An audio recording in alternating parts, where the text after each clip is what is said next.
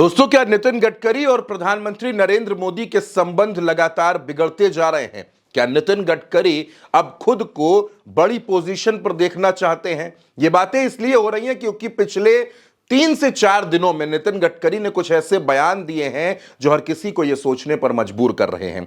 नितिन गडकरी का जो बिल्कुल ताजा बयान है उसमें उन्होंने कहा कि खुद को पिछड़ा बताना राजनीतिक स्वार्थ है, यानी अपने फायदे के लिए, अपने स्वार्थ के लिए लोग खुद को पिछड़ा बताते हैं, समाज को बांटने की, जाति और धर्म के नाम पर बांटने की कोशिश करते हैं। चुनावी रैलियों में मंचों से खुद को पिछड़ा नेता कौन बताता है, गरीब पिछड़ी मां का बेटा कौन बताता है, यह हर कोई जानता है। यानी नितिन गडकरी ने बिना नाम लिए सीधे सीधे नरेंद्र मोदी पर निशाना साध दिया। आपको याद होगा, इससे पहले 24 घंटे पहले नितिन गडकरी ने एक बयान दिया था और जिसमें वो खुद को विकास पुरुष बता रहे थे और अपने नाम का डंका खुद बजा रहे थे। क्या कहा था नितिन गडकरी ने, आपको वो पूरी बात भी जरूर सुननी चाहिए।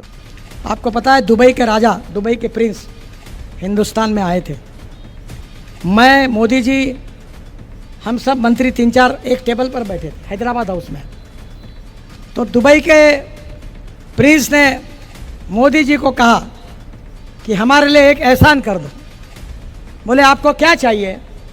तो बोले 6 महीने के लिए नितिन गडकरी को दुबई के लिए एक्सपोर्ट कर दो।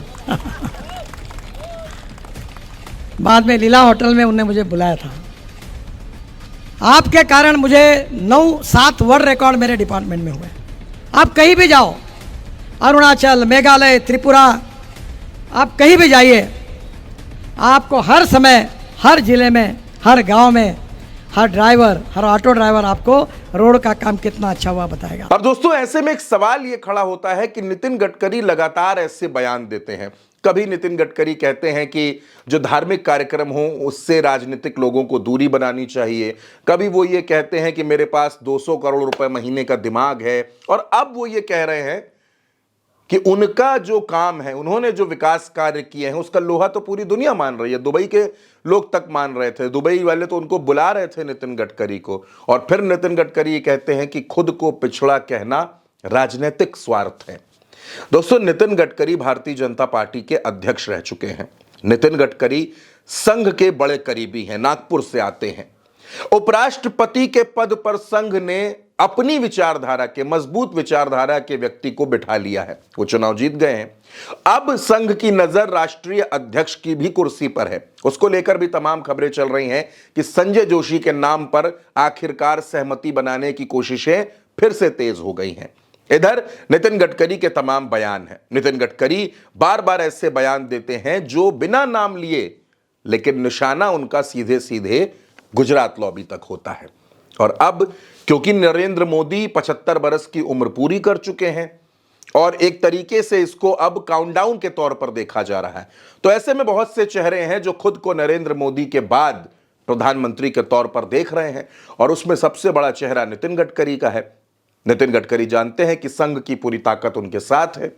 नितिन गडकरी महाराष्ट्र से आते हैं और नितिन गडकरी राजनीतिक रणकौशल में भी बड़े माहिर हैं। ऐसे में नितिन गडकरी के लगातार आ रहे ऐसे बयान बहुत से संकेत देते हैं, बहुत से सवाल खड़े करते हैं, और लोग ये समझना चाहते हैं, ये जानना चाहते हैं कि आखिर नितिन गडकरी ऐसे बयान क्यों दे रहे हैं। एनडीए में जो अलग अलग दल हैं वो दोस्तों इन दिनों बेहद नाराज हैं। चाहे नायडू की बात कर लीजिए, नीतीश की बात कर लीजिए, चिराग पासवान, संजय निषाद, ओम प्रकाश राजभर, लंबी फहरिस्त है जो नाराज हैं। और इधर भारतीय जनता पार्टी में नितिन गडकरी बयान पर बयान दे रहे हैं, और वो बयान ऐसे देते हैं जो चुभने वाले होते हैं।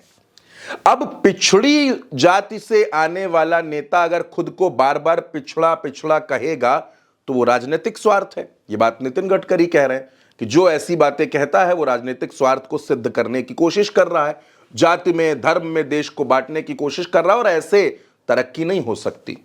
तो दोस्तों, अब नितिन गडकरी के बयान को आप किस तरह से देखते हैं? क्या नितिन गडकरी भविष्य की किसी बड़ी योजना पर काम कर रहे हैं? आप जो भी सोचते हो आप अपनी राय कमेंट बॉक्स में जरूर लिखिएगा, और उल्टा चश्मा यूसी को सब्सक्राइब करना बिल्कुल मत भूलिएगा। नमस्कार।